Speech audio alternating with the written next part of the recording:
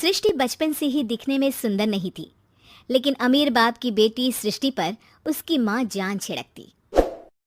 मेरी बेटी कितनी प्यारी है, भगवान सबको सृष्टि जैसी बेटी दे। सृष्टि धीरे धीरे बड़ी होती है। एक दिन सृष्टि की सहेली कहती है, तू दिखने में कितनी अजीब सी है, लेकिन मैं जानती हूँ हम सब में सबसे अच्छी शादी तो तेरी ही होगी। तेरे पापा अमीर जो है। और बता नहीं सकते यार, दहेज तो हर कोई देता है, ये क्या ज्यादा ले जाएगी अपने पति के लिए? अरे बड़े शहर में कोठी है इसके पापा की। अरे पापा की है ना, कौन सी इसकी है? इसकी होती तब तो कोई भी लड़का इससे शादी कर लेता। अरे पापा की मतलब पापा की है तो मेरी ही है ना? किसने कहा? अब तेरी तो तब होगी ना जब तेरा भाई ना हो। वैसे भी शादी के बाद सारी प्रॉपर्टी भाई के नाम होती है। सृष्टि समझ जाती है कि उसे किसी भी हालत में माँ बाप की सारी प्रॉपर्टी को अपने नाम करना है, लेकिन कैसे? एक दिन सृष्टि का भाई शीनू कहता है, बहन क्या कर रही है? तुझसे एक बात करनी है। अरे हाँ हाँ करना, मैं तो तेरी बहन हूँ। बहन मेरी लाइफ में ना एक लड़की है, बहुत अच्छी है। मैं सोच रहा हूँ माँ और पापा से बात करूँ शादी के लिए। सृष्टि को समझ में आ जाता है कि भाई की शादी होते ही भाभी उसे एक दिन भी घर में बर्दाश्त नहीं करेगी। क्या बात है भाई, बताना कौन है वो? यार वो बहुत अच्छी लड़की है, पढ़ी लिखी है, मेरे साथ जॉब भी करती है। बस एक प्रॉब्लम है। हाँ प्रॉब्लम? क्या प्रॉब्लम है भाई? यार वो शादीशुदा है, लेकिन उसके पति ने उसे सिर्फ इसलिए छोड़ दिया क्योंकि उसके माँ बाप दहेज नहीं दे पाए। सृष्टि ये सुनकर न जाने क्यों खुश हो जाती है। अरे भाई तो क्या हुआ, लड़की तुझे तो पसंद है ना? शीनू को लगता है कि बहन उसे समझ रही है। वो इस बात से अनजान होता है कि उसकी बहन की मंशा पूरा घर हड़पने की है। सृष्टि अपनी माँ से कहती है, मम्मी मुझे तो बहुत चिंता है, पता है शीनू क्या कर रहा है? अरे क्या कर रहा है, वो तो काम पर जाता है और वापस घर आता है। नहीं ना माँ, वो यही तो नहीं कर रहा, बाकी सब कर रहा है। आपको पता है उससे प्यार है, और वो भी एक शादीशुदा लड़की से। ये क्या हो गया, मैं सोसाइटी में क्या मुंह दिखाऊंगी? अरे तेरे पापा तो यही कहेंगे कि मैंने ही उसे बिगाड़ दिया है। माँ देखो, मेरी बात मानो, पापा पर भी विश्वास करने की जरूरत नहीं है। अब आप ही बताओ, पापा इतनी देर घर के बाहर रहते हैं क्यों, बोलो? अरे बेटा वो तो नौकरी करते हैं ना।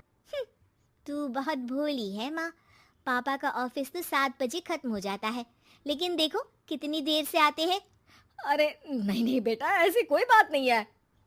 सृष्टि माँ को एक औरत से बात करते पिता की फोटो दिखाती है।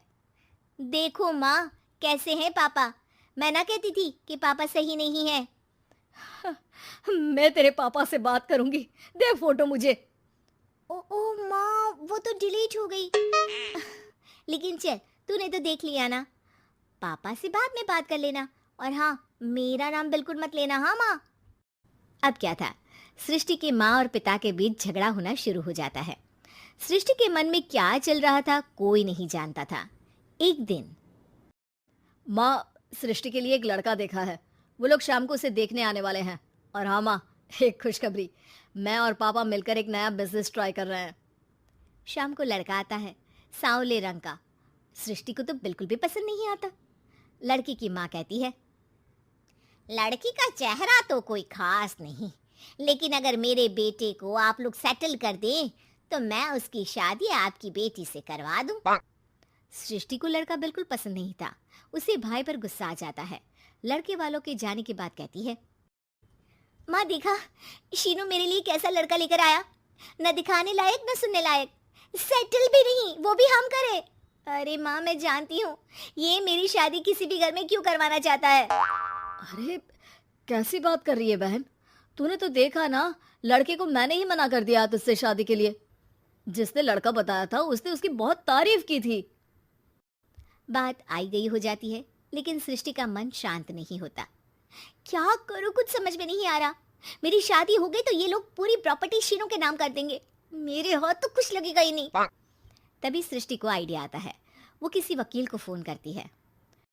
जी देखिए, अगर आपके मम्मी पापा का तलाक हो जाता है तो आपके पिता की आधी प्रॉपर्टी आपकी माँ के नाम हो जाएगी, फिर उसे वो किसी को भी दे सकती है। सृष्टि अब माँ को बेटे के खिलाफ भरती है। माँ, शीनू पर नजर रखा करो, वो जिस लड़की के प्यार में है ना वो शादीशुदा है।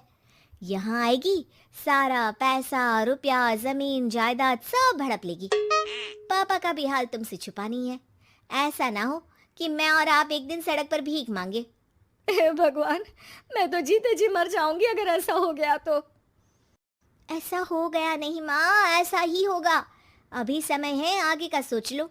मैं तो कहती हूँ पापा से आधी प्रॉपर्टी लेकर अलग हो जाओ। पापा की आधी प्रॉपर्टी भी हम लोगों को अगर मिल जाती है ना तो अगले 7 जन्म सफल समझो। बेचारी माँ बेटी के कहने पर पति से तलाक लेकर अलग हो जाती है। सृष्टि अब पैसों से गाड़ी और अपने दूसरे महंगे शौक पूरे करने लगी। उसके दोस्त भी उसके पैसे इस्तेमाल करते। सृष्टि, कल तुम कहाँ थी? मैं सारा दिन घर पर अकेली थी। तो मैं क्या करूं? मैंने ठेका तो नहीं लिया है ना तुम्हें संभालने का। माँ को सृष्टि से ये उम्मीद नहीं थी। वो बैठकर रोने लगती है। वहीं उसका पति यानी कि सृष्टि के पिता आ जाते हैं। मैं जानता था कि तुम्हारा यही हाल होगा, तो आपने मुझे रोका क्यों नहीं? मैं रोकता तो तुम रुकती क्या? सृष्टि के कहने पर तुमने मुझ पर अपने बेटे पर शक किया, लेकिन तुम ये भूल गई कि कैसे हम दोनों ने मिलकर जीवन में इतना सब खड़ा किया। माँ पति के गले लग जाती है।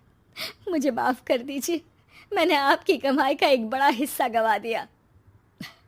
कोई बात नहीं, तुम साथ हो तो मैं ऐसी 7 प्रॉपर्टी खड़ी कर दूंगा। तभी वहां सृष्टि आ जाती है रोते हुए। माँ, मयंक ने मुझे छोड़ दिया। वो बोल रहा था जब तक मेरे पास पैसे थे तब तक ही वो मेरे साथ था,